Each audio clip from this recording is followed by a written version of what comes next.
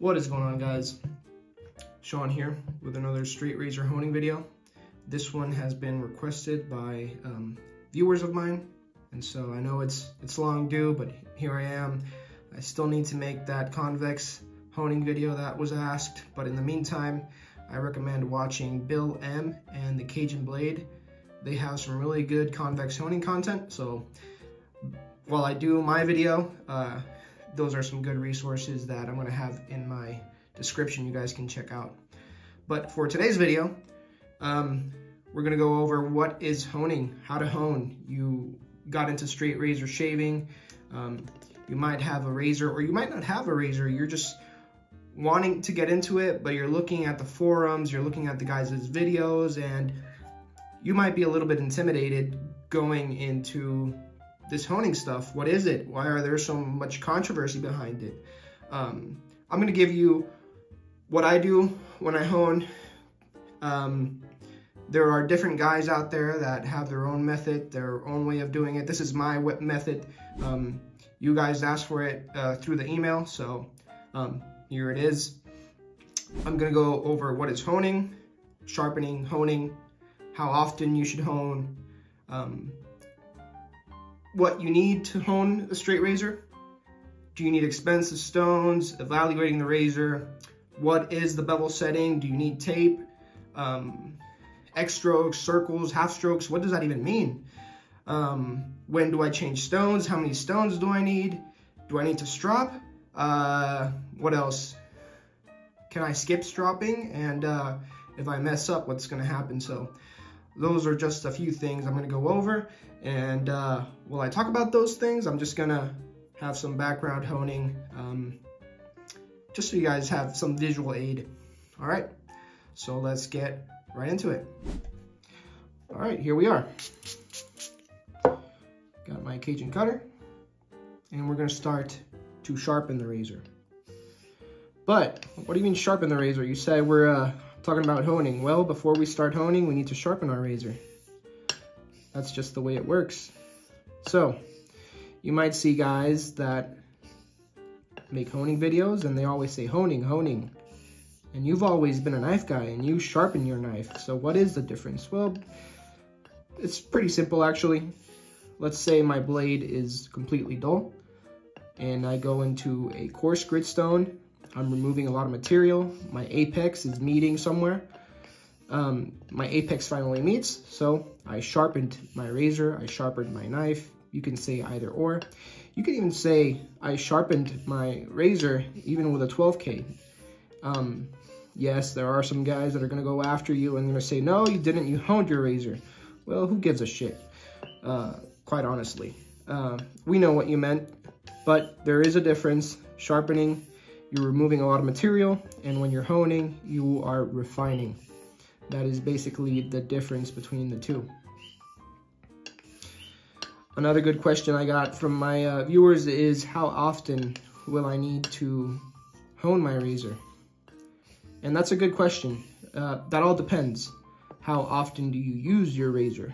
If you're a daily shaver, you're gonna have to hone your razor or refresh your razor more often than you would if you shave once a week, twice a week. It's all going to depend on the individual, how coarse their beard is. There are a lot of factors, so I couldn't tell you exactly how much you're going to need to hone your razor. I will say what for me, I shave every 2 to 3 days, and I hone my razor. I could get about 30, 40 shades with it. And you could always refresh your razor. That's a different story. I have videos on that. You can maybe see some in the description below or check out my channel. So, how often will you need to hone your razor? Like I said, it all depends on how often you do it. But really, it's not that often that you need to hone a razor. More often than not, you hone a razor because you get bored of the edge and you want to add a new edge. It's quite fun to hone, so you're probably not going to need to hone as much as you think, or as much as we do here on the videos. This YouTube space, we do a lot of content for entertainment, but a razor can hold an edge for a really long time, especially if you do a good job. All right, the next question that I got is, what do I need to hone? Well, you need a razor, of course. You're gonna need some type of lubricant, depending on the hone that you get. It's either gonna be oil or water. Most likely gonna be water, because most stones that they recommend to use are water stones. So you're gonna need a razor, you're gonna need some water, a lubricant or oil, and you're gonna need a whetstone. You're gonna need a few whetstones depending on what you're doing. I always recommend a bevel setter, I recommend a medium stone, and I recommend a finisher. Some guys will recommend a pre-finisher, and then guys like me, I just 3 stones and you're good. And some guys will even recommend just 1 stone. So this, for example, this is a conical. This can get you bevel setting from really coarse to a really fine edge if you know what you're doing. So basically just 2 things, a razor and a whetstone. All right, I'm switching here to the conical. This is a natural whetstone. Another great question I got is, do I need an expensive stone to get into honing? And I don't want to lead anyone into any wrong decisions that might sway them, and then they're not happy with the decision they made. But there are inexpensive stones that will perform well, and there are inexpensive stones that really are not worth your trouble. You just gotta know what you're getting, the reviews. Those combination stones that you see on Amazon, I think they're trash for straight razor honing. Some guys might be able to get edges on them, but there are definitely inexpensive stones that have a good reputation. King, for example, is a good stone, a good brand that is tried and tested. So the answer really is no, you don't need expensive stones. You just need to know and research these stones that are inexpensive, that work.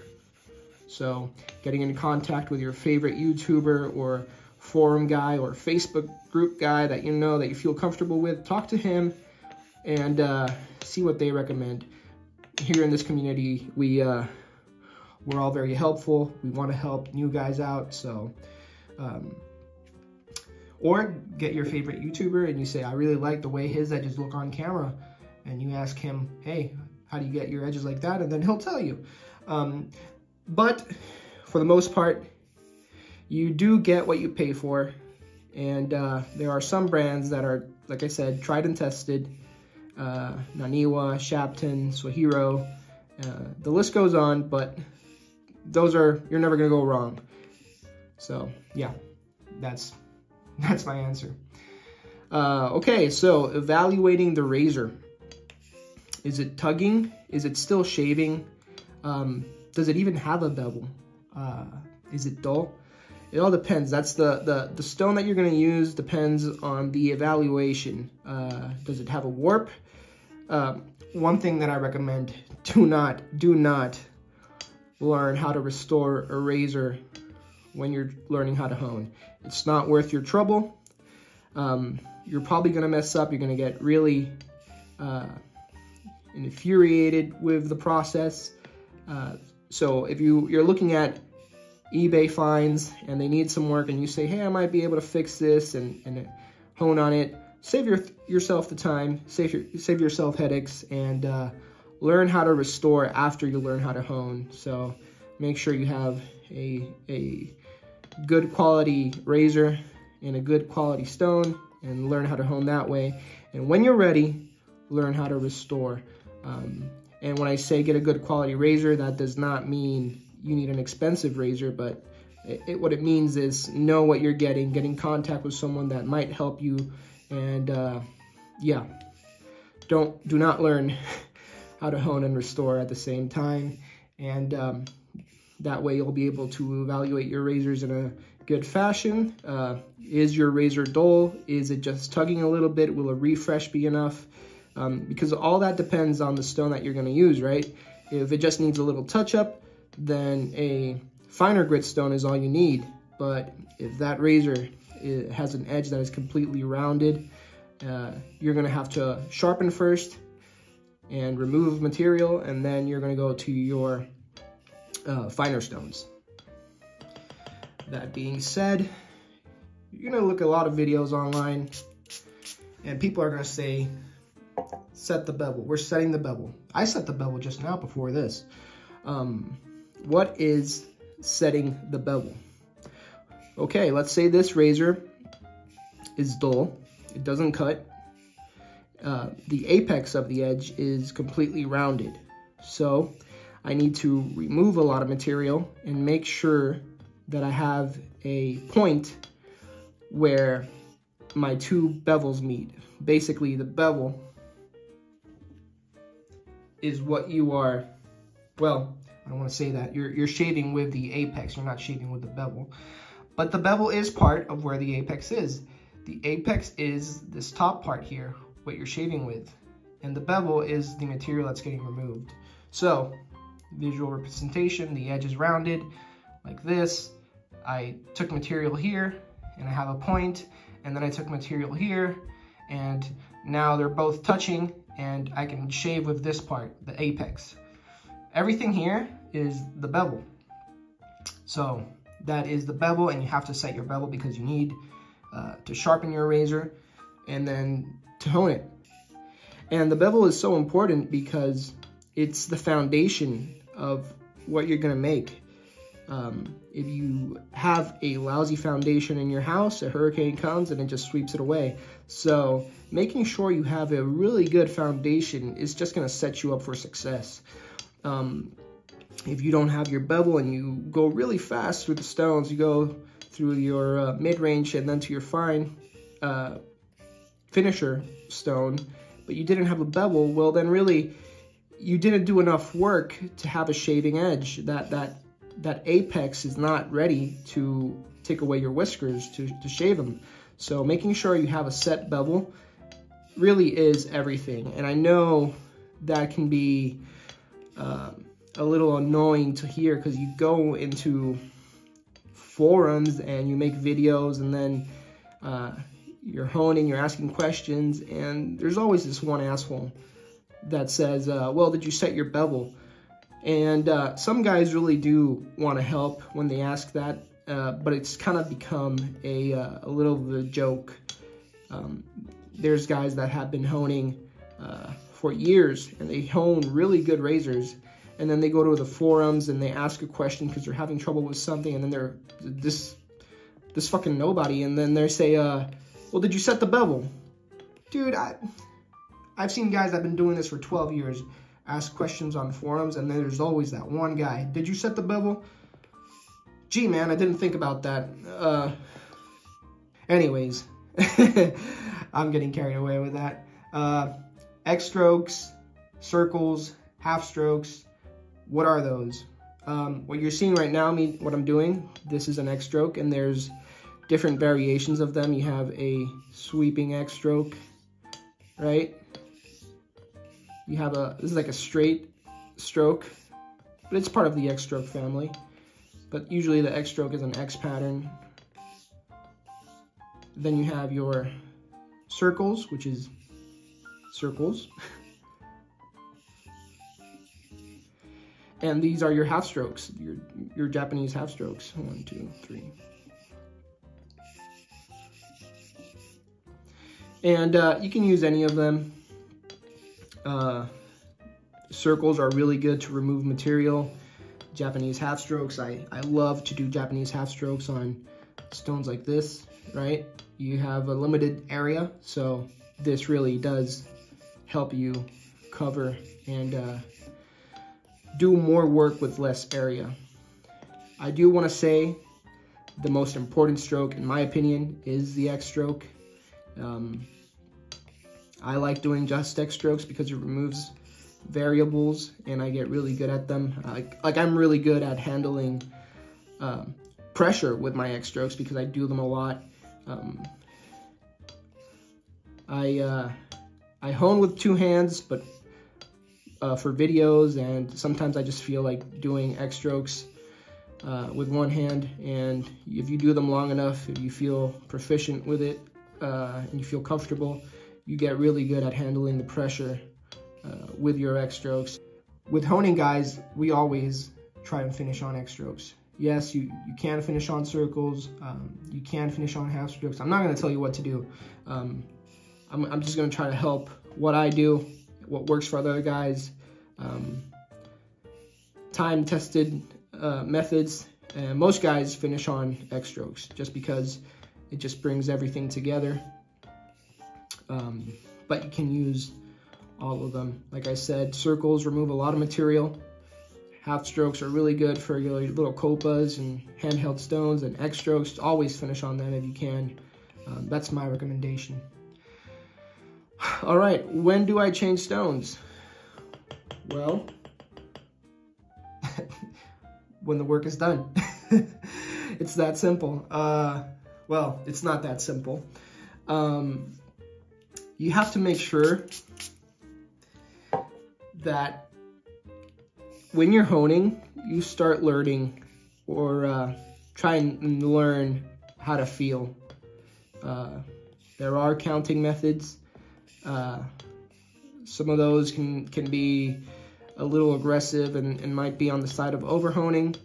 I would start with a counting method if I was a new guy, but you quickly want to learn how to feel what is happening with the stone and the razor and when the work is done. Some of the telltale signs is the undercut. That can be deceiving sometimes. We're not going to get into that, but usually when you have really good undercut, like I do now, you see that when that squeegee, that's an undercut. That's a telltale sign that you are done. Another sign is with synthetics. If you're doing your strokes and your stone is clean, that is a telltale sign that you're ready to move to the next step. And let's say I went from a 2K to a 4K, and then the 4K has a bunch of swarf and I'm leaving these really ugly lines on the stone. Well, that's a telltale sign that I still need to go back and do some work on the other stone. So usually when the stone is clean, that's a telltale sign that you're good to go. All right, another question that I got is stropping important? What is stropping? Stropping is when you have your razor and you have your leather strop. It's a piece of leather, and you go the other way around. So instead of going edge leading, you go edge trailing on your strop, on your leather piece. And it is absolutely important. The thing with stropping is you're not really removing material. What you're doing is you're aligning that apex of the edge to meet, and if you have a wire edge or a foiler or something, the strop can remove that. So for the longest time, I didn't think stropping was necessary, and do not make my mistake. Please strop, and please learn how to strop. Do your own testing and see what gets you the best results. I can't tell you strop light, strop hard, because I don't know how much pressure you're applying when you're stropping.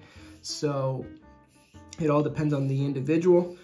I know that I used to be a very light stropper, and until I started stropping a little heavier, well, a lot heavier, is when I started getting really good edges. So it all depends on the individual, but do make your own testing. Do not follow someone that says, do this because this is the right way. No, try both of them out and see which one works for you.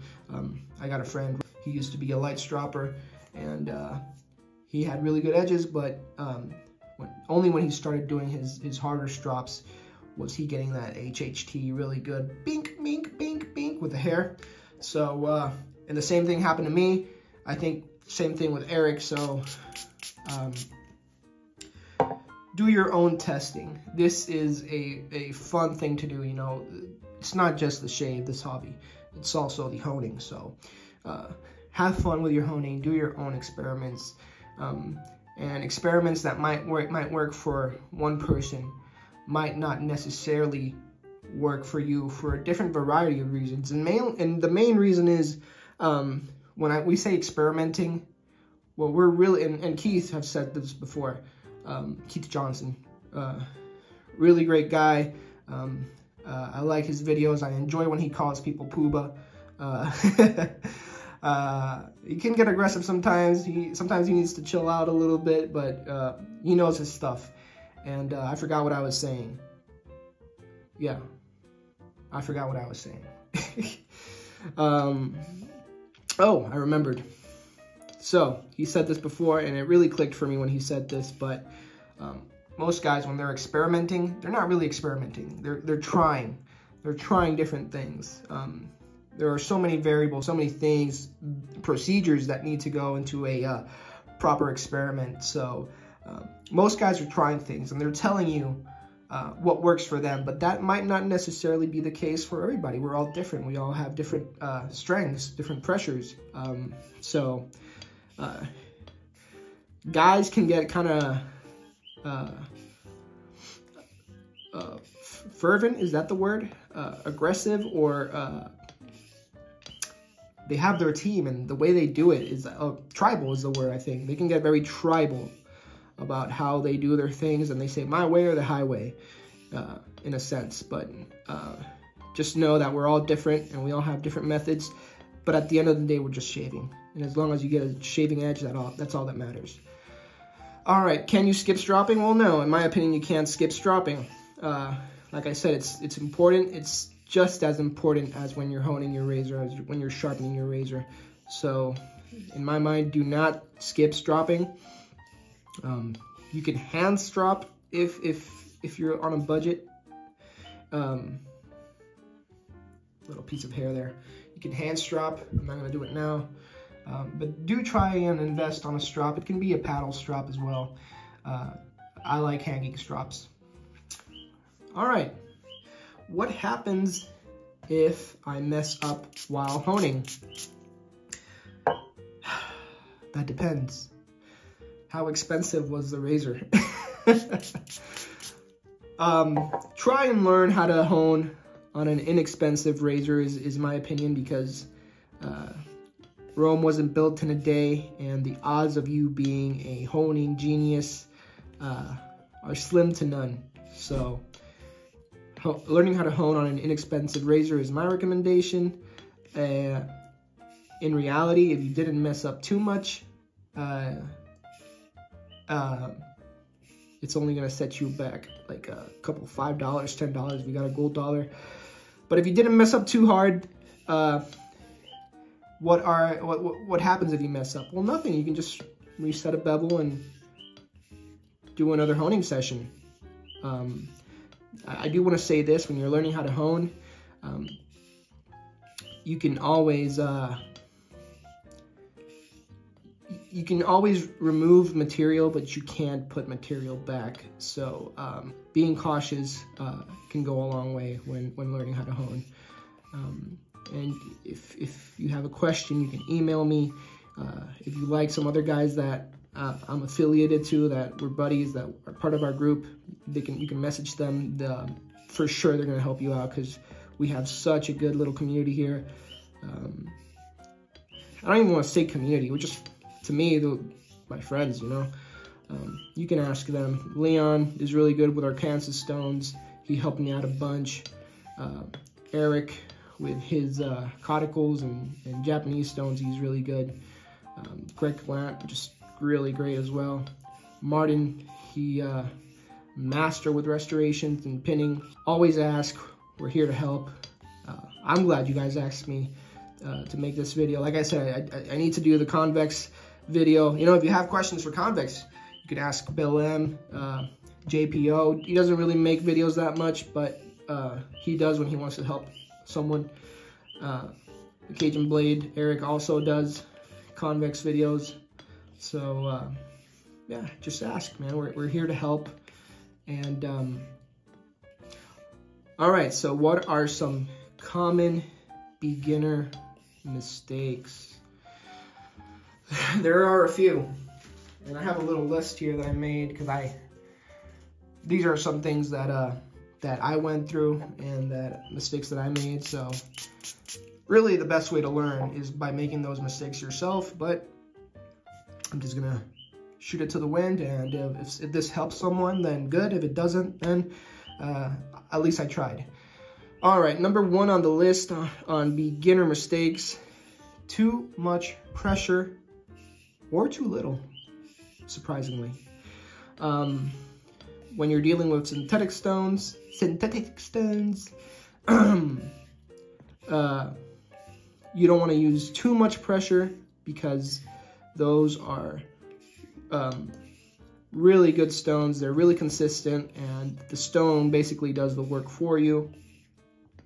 So learning how to do a, you want to make sure that you have contact on the bevel and the stone, but you don't need too much pressure with those stones. But on the other hand, when you're dealing with a stone like this, a caudicle, this needs, you need to learn how to use pressure here. Sometimes you're going to need how to use less pressure, and then there's times where if you're setting a bevel, you gotta work it, man, because this is metal and you're removing metal, and you need how to remove that with pressure, so that's a common beginner mistake, in my opinion. Another common beginner mistake is saying no, you can't hone with tape. It has to be without tape, or saying no, it always has to be with tape. That's a beginner mistake.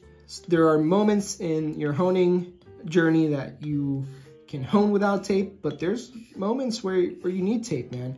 If you bought a restored razor, or you bought a really nice piece on eBay that was a vintage and got restored, and someone took away too much material in the spine, well, you need to have a certain angle that was there before but was removed, and tape is one way to get you there, so there are times where tape is needed, and there are times where tape is not needed, and getting hung up on that idea is a beginner mistake, in my opinion. Be open-minded, and both are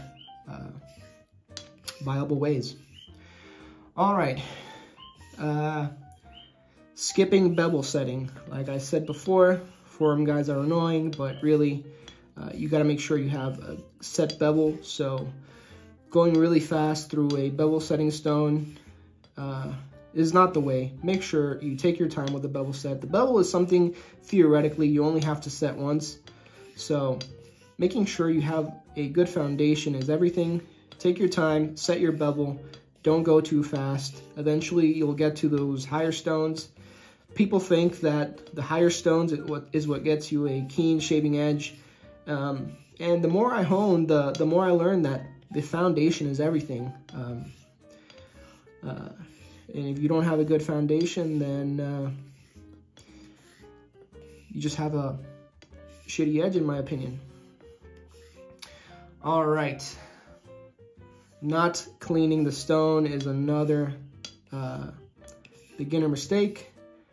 I've seen videos of guys that have a bunch of swarf on their stone and they don't even clean it. Please clean your stones. That is metal particles that are embedded into the stone, and that can damage your edge. It looks ugly. If you have a stone that looks like that, then it's probably warped a little bit in the wrong way. Because you want to have a flat, if you're doing flat honing, you want to have a flat hone. And if you're doing convex, you want to have a convex stone, but or a humped stone, how some people call it. So please clean your stone. Please lap your stone if you're doing flat. And if you're doing convex and you have the Jared plate, make sure you have a Nagura that is the inverse shape, and you always have the proper shape, because your razor is going to take the inverse shape of what your stone is. So make sure you have a good relationship with your equipment. If you take care of your equipment is going to take care of you. So yeah, beginner mistake is not taking care of your equipment. All right, another beginner mistake is overhoning. When you're starting out, I'm inclined to say it's it's better to overhone on that medium stone, but if you have a really coarse stone, you might be overhoning, you might be taking too much material off, and that can be a problem because you paid for your razor and you want to hone just enough to get you what you need. So overhoning is definitely a beginner mistake, and it's something that can bleed into your journey. So if you never really care about overhoning, you're just going to do that for the rest of your journey, and your razors will suffer through it. So to me, overhoning is just as bad as underhoning. Eventually, you want to get away from that bad habit. You need to learn what the razor needs, and do just what it needs. All right. Lastly, I think another beginner mistake is improper slurry use. So either too thick or too thin, and slurry on synthetics can also be a problem.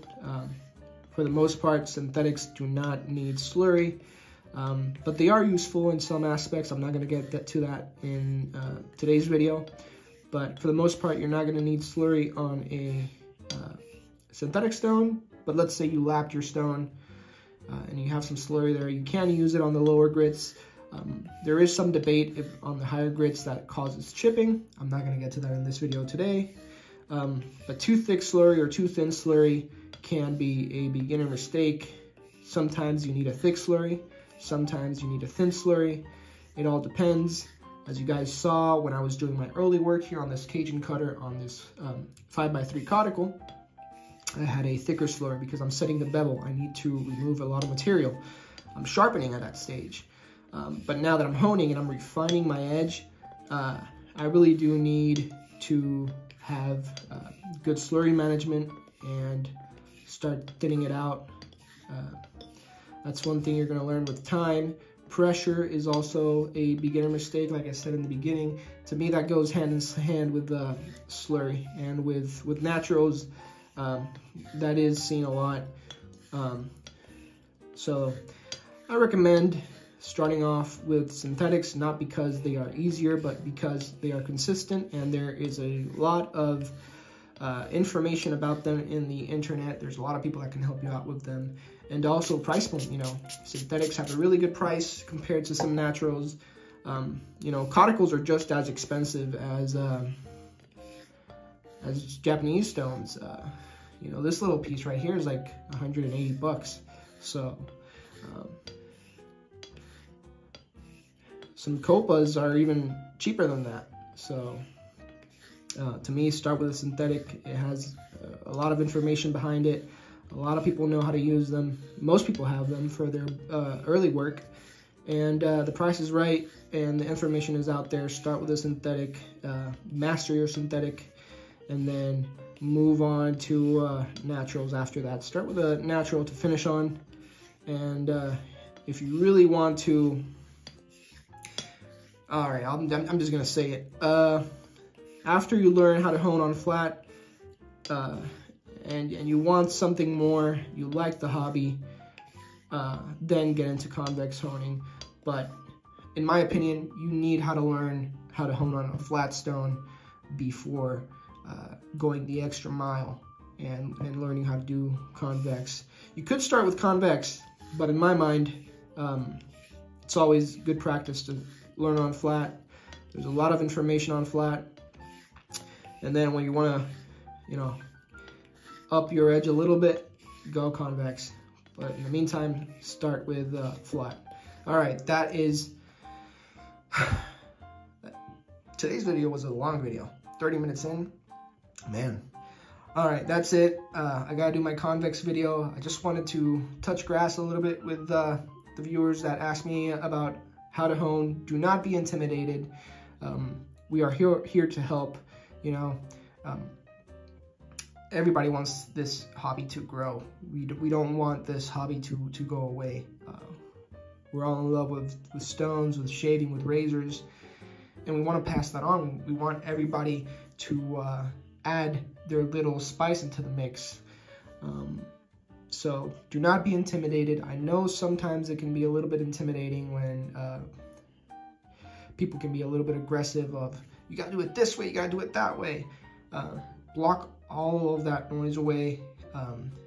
And if you feel comfortable with a certain YouTuber, then hang around there. I know my friends in the description are really nice. You're never gonna go wrong with them. And yeah, that's all I can say. Do not be intimidated. Just ask questions, reach out. We're here to help. Who knows? I might even have a stone I might gift you so you can start honing. All right, that's the video for today. I hope you enjoy. Have a good one. I always read and reply to all your comments, so make sure you leave one in the comment section below. And if you have any questions, you can email me. It's in my About section in the channel description. Have a good one.